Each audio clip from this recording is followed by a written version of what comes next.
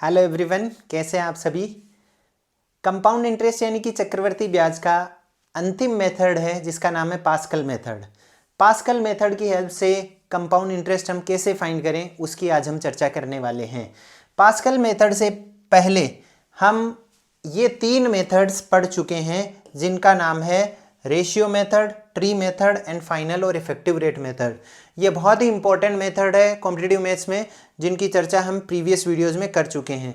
तो आपको इन मेथड्स को डिटेल पढ़ना है तो हमारे प्रीवियस वीडियोस में जाके आप पढ़ सकते हैं। आज का अपना जो मेथड है जिसका नाम है पास्कल्स मेथड, उसकी हम चर्चा करने वाले हैं।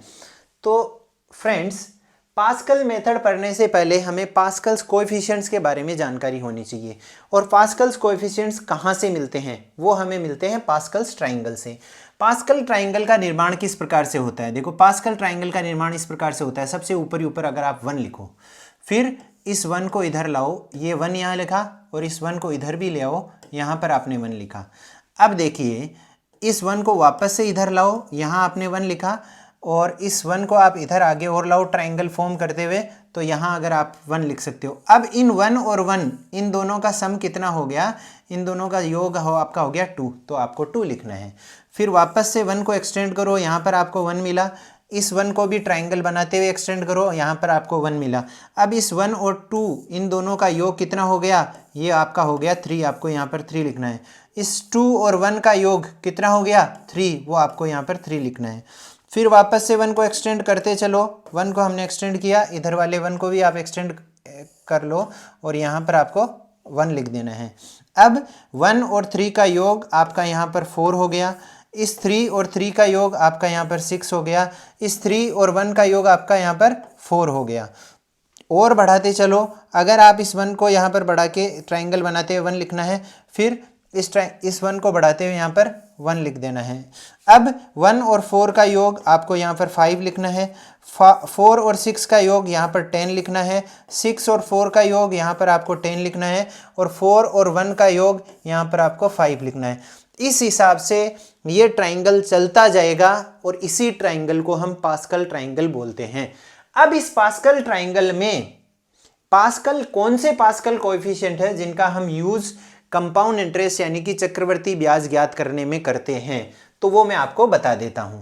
देखिए, सबसे पहले कंपाउंड इंटरेस्ट में अगर आपको समय 2 वर्ष दिए हुए हो, 2 वर्ष 2 ईयर्स अगर आपका टाइम दिया हुआ हो, तो हमें पास्कल कोएफिशिएंट्स कौन से यूज लेने हैं? हमें 2 और 1 पास्कल कोएफिशिएंट यूज में लेने हैं, मतलब ये वाले 2 और 1 ये पास्कल कोएफिशिएंट यूज में लेने हैं। तो फॉर 2 ईयर्स पास्कल कोएफिशिएंट्स क्या है? 2 और 1, ठीक है। और टी मतलब टाइम अगर 3 वर्ष हो तो पास्कल कोएफिशिएंट्स कौन से होने वाले हैं? वो हो जाएंगे 3, 3, 1। तो 3, 3 और 1 ये आपके पास्कल कोएफिशिएंट होंगे। t इज इक्वल टू आपका 4 ईयर्स हो, 4 वर्ष हो अगर टाइम आपका, तो आपके पास्कल कोएफिशिएंट्स क्या हो जाएंगे? 4, 6, 4, 1, वो हो जाएंगे 4, 6, 4 और 1, ये आपके पास्कल कोएफिशिएंट्स होने वाले हैं। इसी प्रकार से अगर टाइम आपका 5 साल है तो पास्कल्स कोएफिशिएंट्स रहेंगे 5, 10, 10, 5 और 1। और अगर 6 साल है तो इसको आप एक्सटेंड करके एक और ट्राइंगल बना सकते हो, जिसमें आप देख सकते हो यहाँ पर 6, 15, 20, 15, 6 और 1 ये अपने पास्कल्स कोएफिशिएंट्स किस टाइम के लिए? 5 वर्ष के लिए होने वाले हैं। तो इस हिसाब से हमें इस ट्राइंगल की हेल्प से, पास्कल ट्राइंगल की हेल्प से पास्कल्स कोएफिशिएंट्स फाइंड करना हम सीख चुके हैं। तो आपको इस पास्कल ट्राइंगल को बनाना आना चाहिए।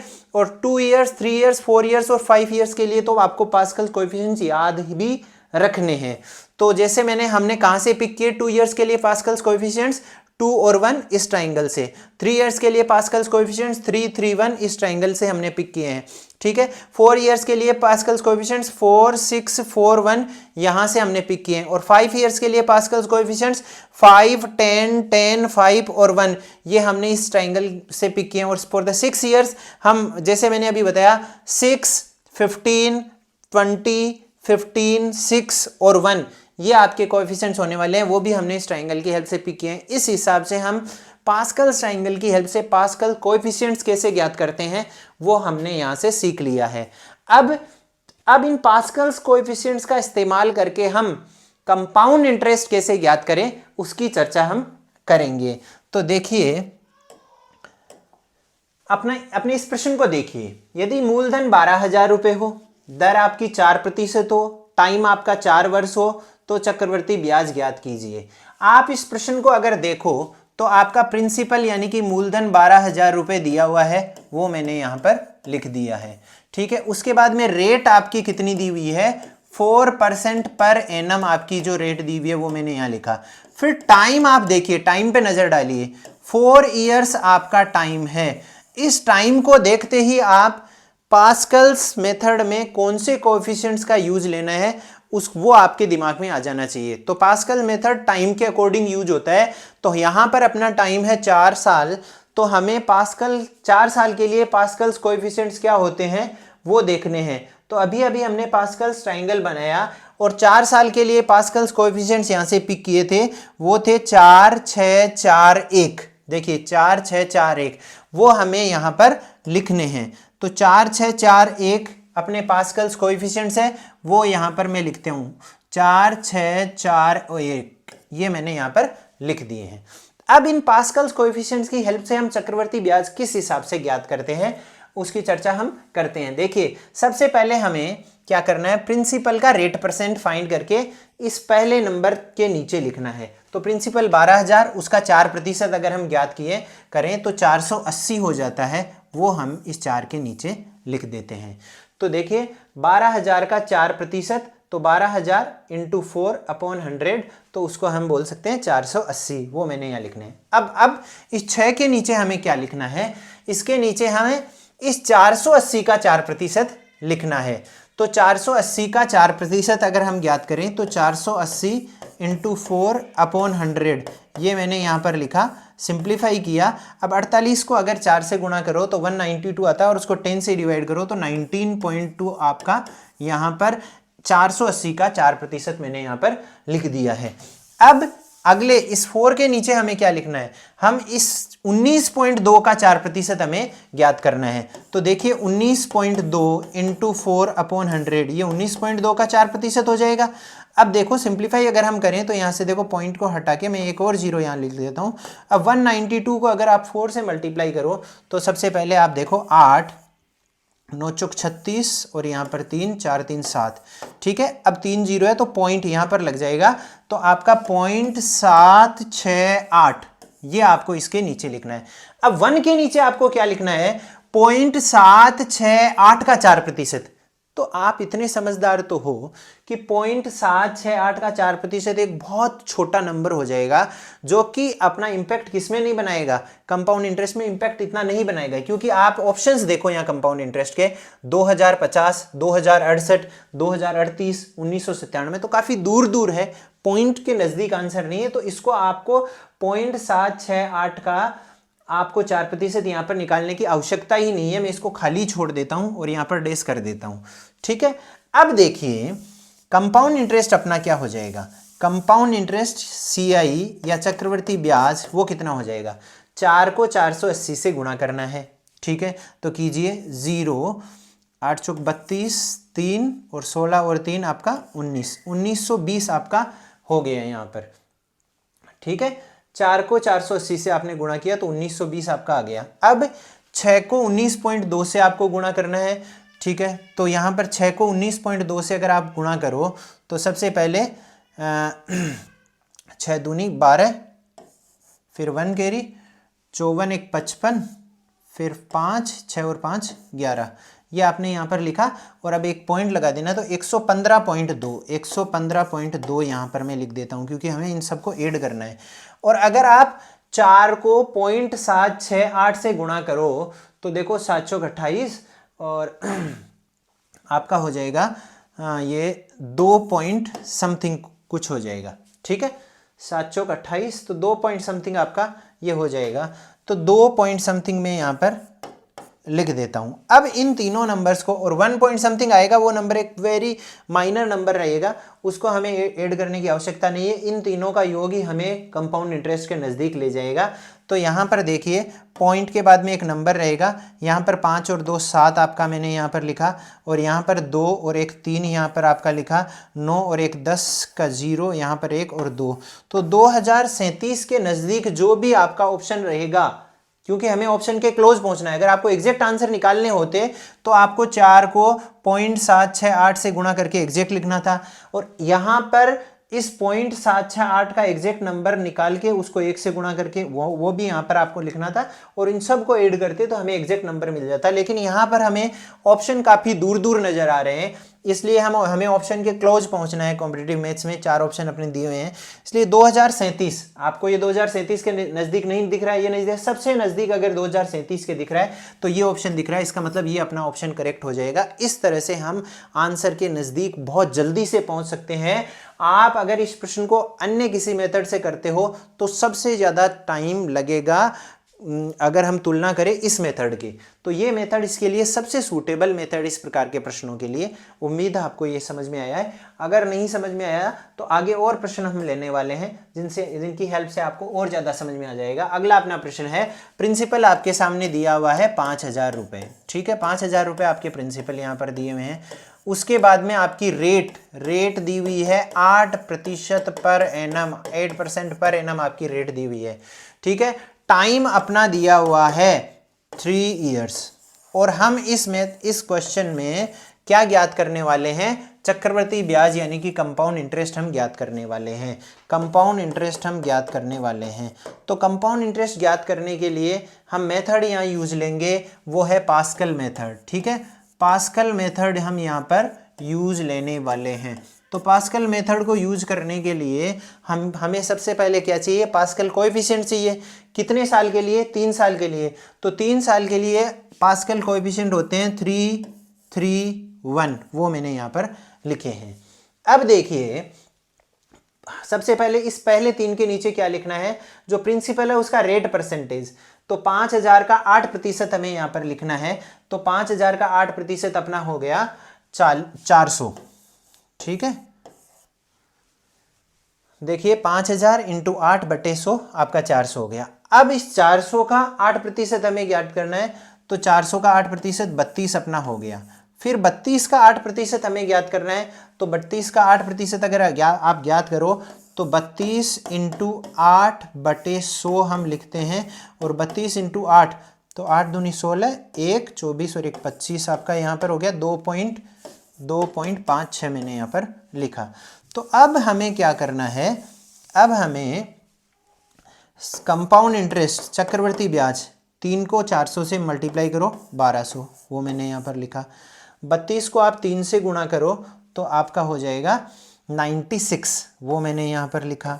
और फिर आप 2.56 को 1 से गुणा करो तो 2.56 मैंने यहाँ लिखा। इन तीनों को अगर आप ऐड कर दो तो अपना कंपाउंड इंटरेस्ट आ जाएगा, और वो कितना हो जाएगा? 1298.56। ये अपना ऑप्शन हो गया 1298.56। इसका मतलब ऑप्शन नंबर 2 करेक्ट हो गया। उम्मीद है आपको पास्कल मेथड से ये प्रश्न आसानी से समझ में आ गया।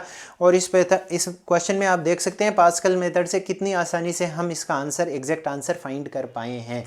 तो पास्कल मेथड यूजफुल होने वाला है काफ़ी प्रश्नों में जो कि बहुत ज़्यादा लेंदी रहते हैं। बढ़ते हैं अगले प्रश्न की तरफ, और अगला अपना प्रश्न है, यदि मूलधन 10,000 रुपये हो, ठीक है, टाइम 4 वर्ष, दर 9% वार्षिक हो, तो चक्रवर्ती ब्याज ज्ञात कीजिए। हमें प्रिंसिपल यानी कि मूलधन कितना दिया हुआ है?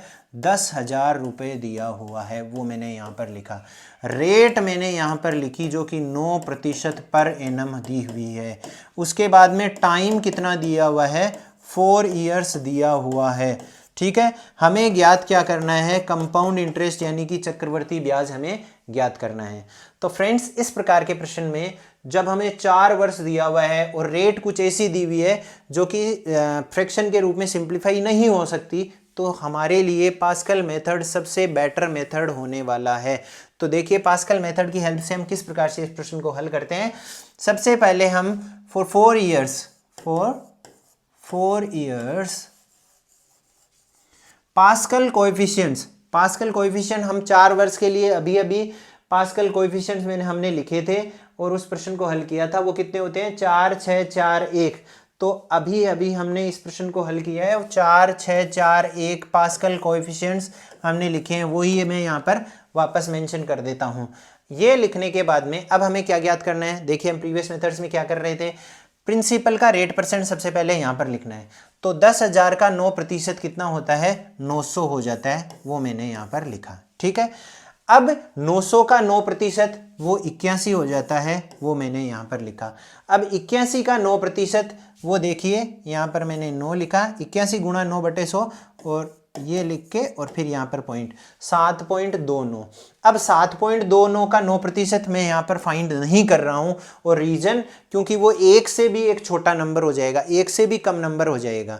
एक से कम मतलब एक से भी छोटा, पॉइंट में 0 पॉइंट समथिंग नंबर आने वाला है। वो हमारे आंसर फाइंड करने में कोई समस्या उत्पन्न नहीं करेगा क्योंकि आप ऑप्शंस को देख सकते हो, 4500 समथिंग, 4600 समथिंग, 4200 समथिंग, 4100 समथिंग। तो ऑप्शंस काफी दूर दूर है, तो हम आसानी से इस प्रश्न को बिना उस पॉइंट की वैल्यू फाइंड करके हल कर सकते हैं। तो अपन अपना आप देखो, कंपाउंड इंटरेस्ट यानी कि चक्रवृद्धि ब्याज ज्ञात करने के लिए 9 चौक 36, 3600 रुपये सबसे पहले मैंने यहाँ पर लिखा। ठीक है, 3600,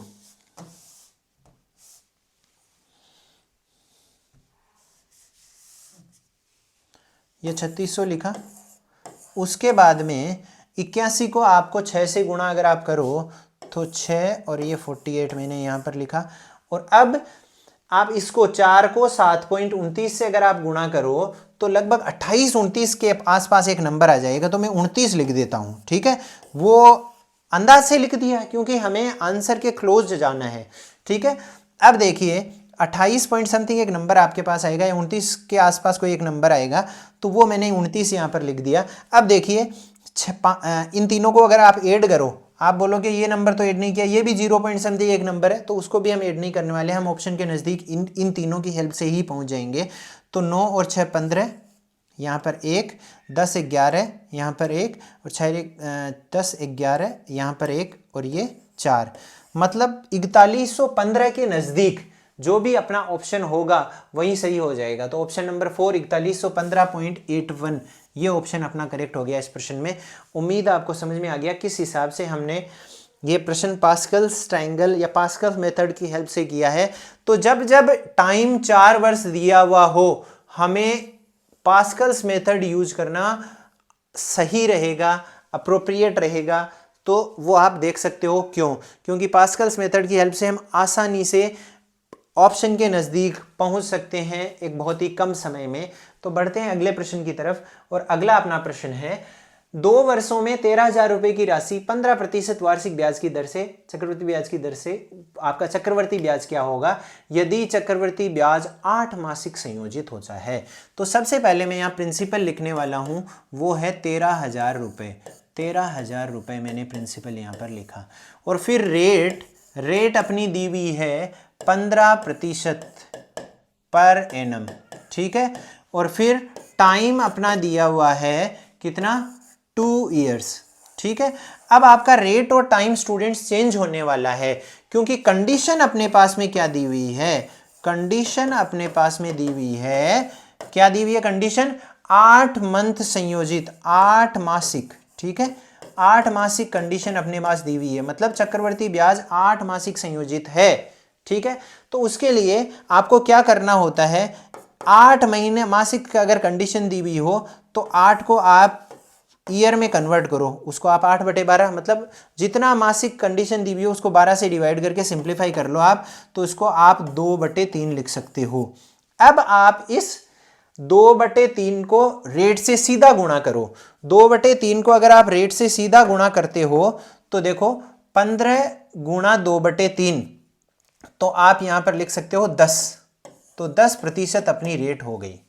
किस हिसाब से हुई, जो कंडीशन दी हुई है, जितना मासिक कंडीशन दी हुई है उसको उतने महीने से, मतलब 12 महीने से डिवाइड करना है क्योंकि एक वर्ष में 12 महीने होते हैं, और उस जो सिंपलेस्ट फॉर्म फ्रैक्शन की आती है उसको सीधा आप रेट से गुणा करो, तो 10% अपनी रेट आ गई। अब टाइम 2 वर्ष, तो टाइम में इसका भाग देना है या इसके रेसिप्रोकल या इसको उल्टे को आप इससे गुणा कर दो, तो अगर आप इसको गुणा कर दो तो 2 को 3/2 से गुणा करो तो 3 वर्ष आपका टाइम आ जाएगा।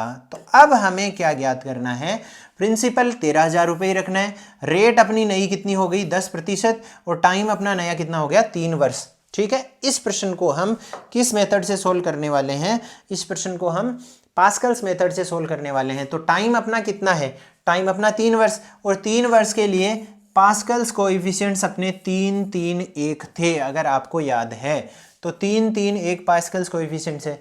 सबसे पहले हमें क्या लिखना है, इस 3 के नीचे रेट का परसेंटेज, 13,000 है रेट, तो रेट का परसेंटेज लिखना है। तो 13,000 का 10% अगर आप लिखो तो 1300 आपको यहां पर लिख देना है। ठीक है, अब इस 1300 का 10% यानी कि 130 यहां पर आपको लिख देना है। अब इस 130 का 10% यानी कि 13 आपको यहां पर लिख देना है। ऐसा होने के बाद में अब आपको कंपाउंड इंटरेस्ट यानी कि चक्रवर्ती ब्याज ज्ञात करने के लिए 1300 को 3 से गुणा करो तो 3900 आपको लिख देना है, 130 को 3 से गुणा करो तो 390 आपको यहाँ पर लिख देना है और 13 को 1 से गुणा करो तो 13 आपको यहाँ पर लिख देना है।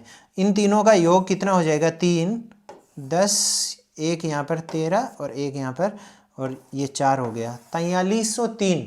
ये अपना ऑप्शन हो जाएगा कंपाउंड इंटरेस्ट, इतना कंपाउंड इंटरेस्ट अपना हो जाएगा, वो ऑप्शन डी में आपको नज़र आ रहा है। तो अपना ये ऑप्शन सही हो गया। उम्मीद है आपको ये चीज़ सारी समझ में आ रही है। और मेथड हम कौन सा यूज में ले रहे हैं, पास्कल मेथड यूज करके इस प्रश्न को हल कर रहे हैं। अगला प्रश्न, अपना प्रश्न देखिए, ये प्रश्न हम प्रीवियस जो मेथड्स हैं उनमें हल कर चुके हैं, लेकिन अब इन्हीं प्रश्नों को हम पास्कल मेथड से हल करें तो किस हिसाब से करेंगे वो आप देख लीजिएगा। इस प्रश्न को अगर आप देखो तो रेट जैसे ही आपको 5% दिखी तो आप इस प्रश्न को रेशियो मेथड से हल कर सकते हो। आपके लिए बहुत ही कम समय में आप रेशियो मेथड से इसको हल कर सकते हो। तो रेशियो मेथड से किस प्रकार से इस प्रश्न को हल करना है आप प्रीवियस वीडियोज में जाके देख सकते हैं। लेकिन यहाँ हम कौन सा मेथड पढ़ रहे हैं, पास्कल मेथड पढ़ रहे हैं, और पास्कल मेथड में इस प्रश्न, पास्कल मेथड से इस प्रश्न को कैसे हल करें उसकी हम चर्चा करने वाले हैं। तो देखिए, हमारे पास प्रिंसिपल तो दिया हुआ नहीं है, ठीक है। रेट अपने पास में कितनी दी हुई है, रेट अपने पास दी हुई है 5% पर एनम, ये रेट दी हुई है। टाइम अपना दिया हुआ है 2 ईयर्स, ये अपना टाइम दिया हुआ है। और सीआई अपने पास में कंपाउंड इंटरेस्ट चक्रवर्ती ब्याज वो कितना दिया हुआ है 410 रुपए अपने पास में दिया हुआ है।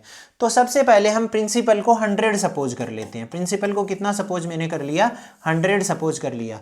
और टाइम चूंकि 2 ईयर्स है तो 2 ईयर्स के लिए पास्कल कोएफिशिएंट्स क्या होते हैं, 2 और 1 पास्कल कोएफिशिएंट अपने होते हैं। तो सबसे पहले प्रिंसिपल का रेट परसेंट यहां पर लिखना है। तो प्रिंसिपल का रेट परसेंट, प्रिंसिपल हमने 100 सपोज किया, उसका रेट प्रतिशत 5, तो वो 5 ही हो जाएगा। अब इस 5 का 5% यहां पर लिखना है, तो 5 का 5% अपना कितना हो गया 0.25 या 0.25 आप लिख सकते हो। अपना इसकी हेल्प से अपना कंपाउंड इंटरेस्ट कितना हो गया 10 और 0.5, मतलब 5 दूनी 10, तो ये हो गया, और 1 गुणा 0.25 तो ये अपना 0.25 हो जाएगा। तो 10.25 अपना कंपाउंड इंटरेस्ट अगर प्रिंसिपल 100 हो तो आ गया। तो फॉर 100 अगर आपका 100 यूनिट्स क्या हो प्रिंसिपल, तब कंपाउंड इंटरेस्ट ये है। और कंपाउंड इंटरेस्ट का मान कितना दिया हुआ है 410 हमारे पास दिया हुआ है। तो आप देख सकते हो 10.25 यूनिट्स का मान अपने पास 410 है, तो 1 यूनिट का मान अपने पास में कितना हो जाएगा 410 बटे 10.25, ये अपना हो गया, ठीक है। अब इसको आप अगर सिंप्लीफाई करते हो तो 10.25 की हेल्प से 41 आपका कैंसिल होता है, कितनी बार में 4 बार में, और ये ओवरऑल कैंसिल हो जाएगा 40 बार में। तो अपने पास में 1 यूनिट की वैल्यू 40 आ गई। तो 1 यूनिट की वैल्यू 40 है, तो प्रिंसिपल अपना कितना है 100, तो principal is equal to 100 units है, तो 100 यूनिट्स का मान 100 इंटू 40, और प्रिंसिपल अपना कितना आ जाएगा 4000 अपना प्रिंसिपल आ जाएगा। यही अपना आंसर आ गया। तो इसका मतलब ऑप्शन नंबर 3 करेक्ट हो गया। उम्मीद है आपको ये प्रश्न पास्कल मेथड से समझ में आ गया है। यहाँ पर मैं आपको ये नहीं कहता कि इस प्रश्न को हमें पास्कल मेथड से ही सोल्व करना है, क्योंकि इसके लिए सूटेबल मेथड रेशियो मेथड भी हो सकता है, इसके लिए सूटेबल मेथड आपका ट्री मेथड भी हो सकता है, इसके लिए सूटेबल मेथड आपका इफेक्टिव और फाइनल रेट मेथड भी हो सकता है। उनकी हेल्प से भी आप इसके बराबर या कम समय में भी आप इस प्रश्न को हल कर सकते हैं, लेकिन मैंने आपको यहाँ पर एक्सप्लेन किया है इस प्रकार के प्रश्न को हम पास्कल मेथड से किस प्रकार से हल करते हैं। अगला अपना प्रश्न है, देखिए यदि मूलधन 16,000 रुपये, टाइम अपने पास 2 वर्ष दिया हुआ है, रेट अपने पास 8% वार्षिक चक्रवर्ती ब्याज हो, तो हमें चक्रवर्ती ब्याज व साधारण ब्याज का अंतर ज्ञात करना है। देखिए स्टूडेंट्स, आप इन प्रश्नों को देखिए। अगर मैं बात करूं इस प्रश्न में, अगर हमें चक्रवर्ती ब्याज और साधारण ब्याज दोनों के अंतर की बात करूं, तो आप इस पहली टर्म को हटा दो, इन दोनों का योग ज्ञात कर लो और वही अपना कंपाउंड इंटरेस्ट और सिंपल इंटरेस्ट का डिफरेंस, सीआई और एसआई का डिफरेंस हो जाएगा। तो अगर मैं बात करूं यहाँ पर सीआई और एसआई का डिफरेंस, तो इस 3900 को हटा दो, बाकी जोड़ दो, तो आप यहाँ पर कर सकते हो 390 प्लस 13 वो कि 403 अपना क्या हो जाएगा, कंपाउंड इंटरेस्ट और सिंपल इंटरेस्ट का डिफरेंस हो जाएगा। इस प्रश्न की बात करूं तो कंपाउंड इंटरेस्ट और सिंपल इंटरेस्ट का डिफरेंस अगर हमें फाइंड करना है, तो पहली टर्म इसको आप छोड़ दो और इन तीनों इसको गुणा करके, इन दोनों गुणा करके, इन दोनों गुणा करके योग करो, वो कंपाउंड इंटरेस्ट और सिंपल इंटरेस्ट का डिफरेंस अपना हो जाएगा। ठीक है, तो इस प्रकार से हम कंपाउंड इंटरेस्ट और सिंपल इंटरेस्ट का डिफरेंस फाइंड करते हैं पास्कल्स मेथड से। तो इस प्रश्न में भी हमें कंपाउंड इंटरेस्ट और सिंपल इंटरेस्ट का डिफरेंस फाइंड करना है। तो देखिए टाइम चूंकि 2 वर्ष दिया हुआ है, तो 2 और 1 ये अपने क्या हो गए, 2 और 1 अपने क्या हो गए, पास्कल्स कोएफिशिएंट्स हो गए। अब हमें सिंपली क्या करना है, 16,000 रुपए का 8% ज्ञात करना है। तो 16,000 का 8% कितना हो जाता है अपना, 16,000 का 8% अपना 1280 हो जाता है। ठीक है, 16,000 का 8% 1280 हो गया। अब 1280 का 8% हम ज्ञात कर लेते हैं यहां लिखने के लिए। तो 1280 का 8%, तो आपको यहां पर देखो 1280 गुणा 8/100, ये मैंने यहाँ पर लिखा। पहले तो 0 कैंसिल और यहाँ पर 64, 6, 8 दूनी 16, 22 और 2 और 8 2 10। ठीक है, एक पॉइंट लगा देंगे। 102.4 ये अपना 1280, 102.4 ये 1280 का कितना हो गया, 8% हो गया। अब हमें ये ज्ञात करने के बाद में, जैसा कि मैंने बताया, अगर आपको सीआई ज्ञात करना हो, कंपाउंड इंटरेस्ट ज्ञात करना हो, तो 1280 को 2 से गुणा करो और 1 को 102.4 से गुणा करो और जोड़ दो, वो अपना कंपाउंड इंटरेस्ट हो जाएगा। लेकिन चूंकि हमें कंपाउंड इंटरेस्ट और सिंपल इंटरेस्ट का डिफरेंस ज्ञात करना है, उन दोनों का अंतर ज्ञात करना है, तो आप इस पहली टर्म को छोड़ दो, इन दोनों को गुणा करके जो भी वैल्यू आती है वही अपना कंपाउंड इंटरेस्ट और सिंपल इंटरेस्ट की डिफरेंस हो जाएगा। तो 1 गुणा 102.4, उसको आप 102.4 ही लिखते हो। तो यहाँ पर कंपाउंड इंटरेस्ट और सिंपल इंटरेस्ट का डिफरेंस अपना कितना हो गया, 102.4 हो गया। मतलब ऑप्शन नंबर फर्स्ट करेक्ट हो गया। उम्मीद है ये प्रश्न आपको पास्कल मेथड की हेल्प से इजीली समझ में आ गया है। हालांकि इसी प्रश्न को आप अन्य मेथड से भी कर सकते हो, लेकिन चूंकि हम पास्कल मेथड की चर्चा कर रहे हैं, तो इस प्रश्न को मैंने पास्कल मेथड की हेल्प से हल किया है। बढ़ते हैं अगले प्रश्न की तरफ। यदि दर 6% वार्षिक चक्रवृद्धि हो और समय 2 वर्ष, चक्रवर्ती ब्याज व साधारण ब्याज का अंतर इतना हो, तो मूलधन ज्ञात कीजिए। देखिए सबसे पहले मैं यहाँ रेट लिख देता हूँ, जो कि कितना है, 6% पर एनम यहाँ पर दिया हुआ है। उसके बाद में टाइम लिख देता हूँ, जो कि 2 ईयर्स आपका दिया हुआ है। फिर सीआई और एसआई का अंतर अपने पास में कितना दिया हुआ है, 50.4 रुपए अपने दिए हुए हैं। तो अगर इस प्रश्न को मैं पास्कल मेथड की हेल्प से हल करूं, तो मुझे क्या देखना पड़ेगा, मुझे टाइम देखना पड़ेगा। और टाइम अपना 2 ईयर्स है, तो पास्कल कोएफिशिएंट 2 और 1 हो गए, ये पास्कल कोएफिशिएंट हो गए, वो मैंने लिख दिए। अब हमें क्या लिखना है, प्रिंसिपल अपना है नहीं, तो प्रिंसिपल को मैं 100 यूनिट्स सपोज कर लेता हूं। ठीक है, प्रिंसिपल 100 यूनिट्स मैंने सपोज किया है। क्या किया है, सपोज किया है, माना है। ठीक है, तो अब देखो इस 100 का 6%, जो कि 6 होता है, मैंने यहां पर लिखा। फिर 6 का 6%, वो यहां पर 0.36 होता है, वो मैंने यहां पर लिखा। अब चूंकि कंपाउंड इंटरेस्ट और सिंपल इंटरेस्ट का डिफरेंस क्या हो जाएगा, पहले इसको तो छोड़ दिया, ये इन दोनों को गुणा करके लिखना है, जिसको हम क्या लिख सकते हैं, 0.36 लिखते हैं। तो इसका मान कितना दिया हुआ है, 50.4 दिया हुआ है। तो आप लिख दो 0.36 यूनिट्स का मान 50.4 है, तो 1 यूनिट का मान 50.4 बटे 0.36। ठीक है, अब आप यहाँ पर क्या करो, इस पॉइंट को उड़ाओ, यहाँ पर आपको 10 लिखना है, यहाँ आप इस पॉइंट को उड़ाओ, यहाँ पर आपको 100 लिख देना है। अगर आप इसको सिंप्लीफाई करो तो ये 0 तो आपका यहाँ से हुआ कैंसिल। अब इसको 9 से करो, 9 चौक 36, 4 मैंने यहाँ पर लिखा, और इसको अगर आप 9 से सिंप्लीफाई करो तो 5 और फिर 5 और 6 56 हो गए। अब 4 से इसको सिंप्लीफाई करो तो 4 एकम 4 और इसको 14 बच गए। तो अब 140 1 यूनिट का मान अपने पास में कितना आ गया, 140 आ गया। ठीक है, अब प्रिंसिपल अपना कितना है, प्रिंसिपल अपना 100 यूनिट्स है, 100 यूनिट। तो 1 यूनिट का मान 140 है, तो 100 यूनिट का मान 140 गुणा 100 हो जाएगा, और प्रिंसिपल अपना कितना हो जाएगा 14,000, यानी कि 14,000 रुपये अपना प्रिंसिपल हो जाएगा। तो 14,000 रुपये प्रिंसिपल आपको ऑप्शन नंबर 4 में दिख रहा है, तो ये अपना ऑप्शन करेक्ट हो गया। उम्मीद है आपको ये प्रश्न भी समझ में आ गया है। किस मेथड से, पास्कल मेथड से। हालांकि इसी प्रश्न को आप अन्य किसी मेथड से भी हल कर सकते हो, आपका टाइम कम ही लगेगा, लेकिन चूंकि हम पास्कल मेथड पढ़ रहे हैं तो इस प्रकार के प्रश्नों को पास्कल मेथड से किस प्रकार से हल करें उसकी मैंने चर्चा की है। अगला अपना प्रश्न ले लेते हैं, जो कि प्रीवियस में प्रश्न जैसा ही है। आपको रेट दिख रही है 3%, टाइम दिख रहा है 3 वर्ष, और CI और SI का डिफरेंस इतना दिया हुआ हो तो हमें मूलधन ज्ञात करना है। तो सबसे पहले हमें क्या लेना है, मूलधन क्या हमें पता नहीं है, तो 100 यूनिट्स मैंने सपोज कर लिया, 100 यूनिट्स मैंने मूलधन सपोज किया है। तो अब चूंकि समय 3 वर्ष है तो पास्कल कोएफिशिएंट 331 हो जाएगा। ठीक है, वो मैंने यहां पर लिख दिया। अब यहां पर क्या लिखना है, प्रिंसिपल का रेट प्रतिशत, 100 का 3%, 3 मैंने यहां पर लिख दिया। अब इस 3 का 3%, 3 गुणा 3 बटे 100, तो 0.09 मैंने यहां पर लिख दिया। ठीक है 0.09 मैंने यहां पर लिखा, 3 गुणा 3% ही दिया हुआ है। हाँ, तो ठीक है, तो अब इस 0.9 का 3%, तो 0.09 इंटू 3 बटे 100। ठीक है, तो वो अपना कितना हो जाएगा, आप देखो इस पॉइंट को हटाओ और आप 00 यहाँ पर और लिखो, 27/40 अगर आपको यहाँ पर दिख रहा है तो 0.0 और फिर 0 और 2 7 आपको यहाँ पर नजर आ रहा होगा।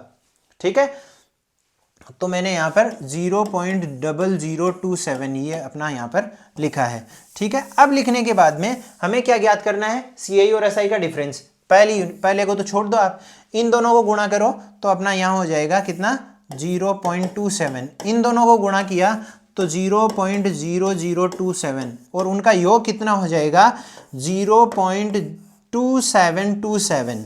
ठीक है, 0.2727 ये अपना हो गया। तो ये क्या है, CI और SI का डिफरेंस, CI माइनस SI का डिफरेंस हमने फाइंड किया है, जिसका मान अपने पास में कितना दिया हुआ है 272.70 अपने पास में दिया हुआ है। तो आप लिख सकते हो 0.2727 यूनिट्स का मान अपने पास में अगर 272.70 हो तो 1 यूनिट का मान अपने पास में कितना हो जाएगा 272.70 बटे 0.2727, वो मैंने यहाँ पर लिखा। सबसे पहले आप यहाँ पर क्या कर दो, इस पॉइंट को उड़ा के 100 यहाँ पर गुणा में लिख दो, इस पॉइंट को उड़ा के ऊपर आप 10,000 4 जीरोस गुणा में लिख दो। अब ये आपका सीधा सीधा नंबर इससे हुआ कैंसिल। ठीक है, तो यहाँ से पहला जीरो इस जीरो से कैंसिल हुआ और ये जीरो आपका इस जीरो से, तो 1000 अपने पास 1 यूनिट की का मान, 1 यूनिट का मान अपने पास में 1000 आ जाता है। तो अब हमें प्रिंसिपल कितना यूनिट दिया हुआ है, 100 यूनिट्स अपने पास में प्रिंसिपल दिया हुआ है। तो 1 यूनिट का मान अगर 1000 हो तो 100 यूनिट्स का मान ये हो जाएगा, और प्रिंसिपल अपना कितना हो जाएगा 1 2 3 4 5, यानी कि 1 लाख रुपए अपना प्रिंसिपल हो जाएगा।